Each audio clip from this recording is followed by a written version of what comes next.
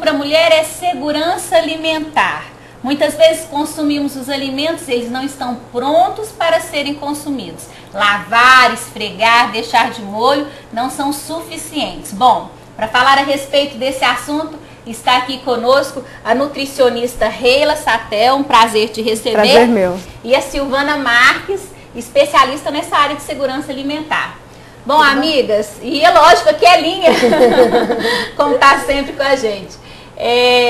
Para a gente começar um pouco o nosso bate-papo a respeito de segurança alimentar, às vezes um nome meio difícil, mas algo que é usado no nosso cotidiano de forma muito simples, né? Bom, como fazer as compras de forma correta? Vamos começar aí pelo básico. Começar no supermercado. Isso. Né? Sacolão e supermercado, né? Primeiro, fazer compras semanais. Né? Você pega os produtos da safra. Todos os produtos que são da safra, eles concentram mais nutrientes, eles são mais saudáveis, mais saborosos, porque também tem menos agrotóxicos. Pega os menores também por esse motivo. Né? Sempre as frutas menores, as frutas da safra, as mais pigmentadas, quanto tem mais que ser escuras. Os morangos menores? Os morangos menores, tomates maiores. Tem chamativos maiores, né? São os mais bonitos, mas tem mais agrotóxicos, né? São mais a gente acha que é mais saudável, né? Entre aspas, isso é o que se pensa, mas não é a verdade. Eles são apenas mais bonitos. Né? Mais bonitos, né? Mais belos. Mas os menores e os da safra são os melhores. Por quê? Não passa por aquele processo de amadurecimento tão forçado quando está na safra, né? Também os mais pigmentados, quanto mais escuros, quanto mais roxos, igual a repolho roxo, alface, aquela bailarina roxa, couve que é bem escuro. Então, quanto mais escuro, mais pigmentado, mais resistentes os alimentos são, né? E são mais saudáveis e têm menos agrotóxico. E também, além de pegar da safra, os menores, a hora que for comprar, tomar aquele cuidado, porque os resíduos do agrotóxico, eles são tão danadinhos que eles vão lá, têm a capacidade de penetrar no tecido adiposo, gorduroso do animal.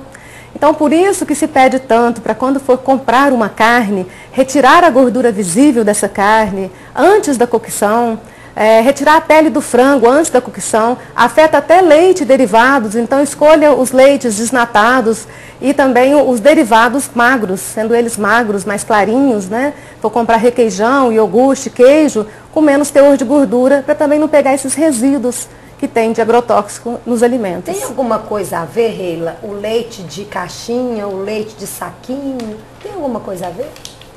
Não, Silvana, você acha que tem alguma coisa a ver o leite de caixinha, de saquinho? O leite de saquinho já é um leite que ele passa por uma pasteurização, que é um processo que elimina alguns micro-organismos, principalmente aqueles que vêm junto com as fezes, que nós chamamos de coliformes. E a durabilidade dele é menor do que o leite em caixinha, né? Que a gente chama de UHT. É um leite que passa por uma esterilização comercial, que a gente fala, então ele tem uma durabilidade maior.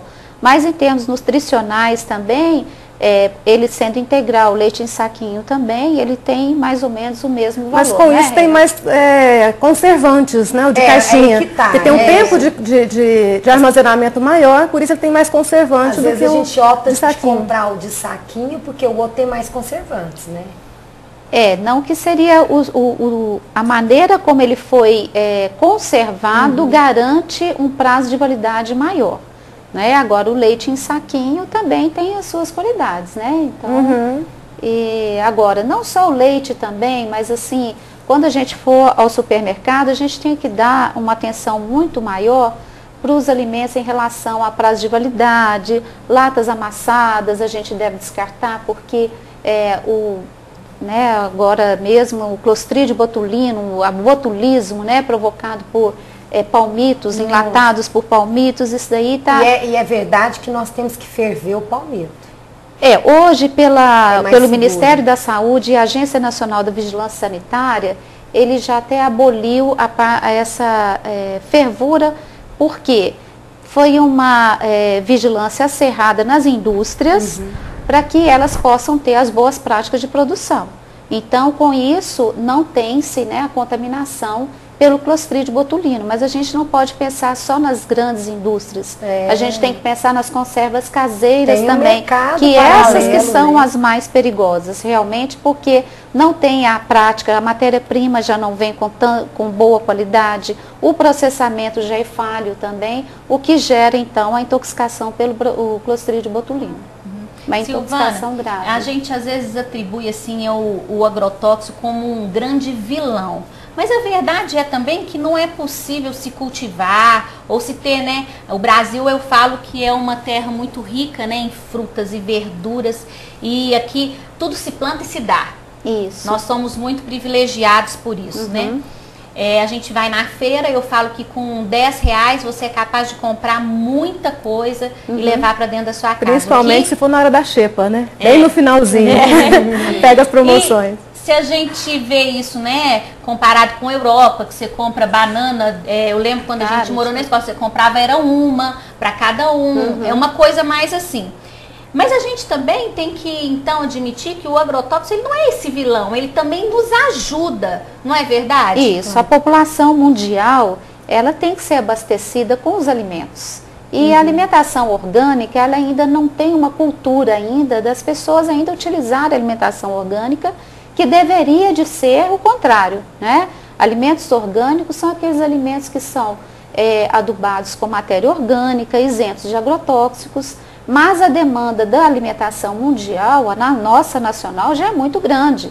Mas o agrotóxico, ele é bem-vindo desde que sendo utilizado com as proporções devidas, aceitas pelo Ministério da Saúde, pelo Ministério da Agricultura. Dentro dos padrões de utilização, os agrotóxicos podem ser minimizados com até algumas dicas que a gente dá até mesmo para as donas de casa. Agora, o que não pode ser utilizado é o uso do agrotóxico de forma indiscriminada, como muitos cultivadores utilizam. E a gente, realmente. Como que nós, donas de casa, sabemos, né? Que é uma coisa que a gente não enxerga, então a gente tem que partir do pressuposto que ele já vem com uma carga de agrotóxicos maior. Aí vem algumas dicas, né, Reila, que a gente poderia dar à população. A gente vê então do sacolão, né? Dizem que um dos alimentos mais contaminados, a gente falou aqui a respeito do moranguinho, né? Mas também é o alface. Que está na nossa mesa todos os dias, né? Então, como a gente fazer aquela higienização correta? Certo, as pessoas não podem assustar com as informações, né? Ah, vou deixar de comer o alface por causa de agrotóxico, ou o morango, ou o tomate. Tendo esses cuidados, com certeza não vai ter aquele problema, porque existe o agrotóxico, ele é sistêmico, ele entra mesmo, então não tem como, aquele lá nós vamos ter que consumir, vamos ter que engolir. Então, as medidas que são tomadas ao chegar em casa, o que pode ser feito? Lavar em água corrente, para tirar as primeiras sujidades, aqueles maiorzinhos, né, as sujeiras que já vêm, né, do sacolão, da feira. Tira aquelas sujeiras maiores, que é uma pré-lavada, coloca de molho a cada 1 litro de água, 4 colheres de sopa de vinagre, né? Deixa ali uns 15 minutinhos naquela água em imersão, e depois você pode retirar, lavar novamente, que é após lavada. Então tem que ter 3 lavadas, né? Uma antes, uma após e a imersão. E na última lavada, o que é o interessante? Se a pessoa tiver, né, que hoje existe no mercado aquelas centrífugas de folha, você pode colocar na centrífuga, que ela fica sequinha, guarda num saquinho higienizado. Isso é antes de ir para a mesa, antes de guardar na geladeira. Isso, antes de guardar na geladeira. E se caso a pessoa não tiver disponibilidade de uma centrífuga de folhas, né, ela tem que escorrer bem essas folhas, essa alface, a folha que for. Porque não pode ir molhada. Não pode ir molhada. E pode finalizar com papel toalha, nada de pano de prata, proibido pano de prata para poder secar a folha. Então pega um papel toalha, finaliza, porque o que estraga a folha na geladeira é a umidade. A umidade faz com que ela deixar ela estrague. de fora, assim, numa vasilha grande, para o não vai ser consumida toda aquela alface que eu já limpei, como que eu vou guardar ela?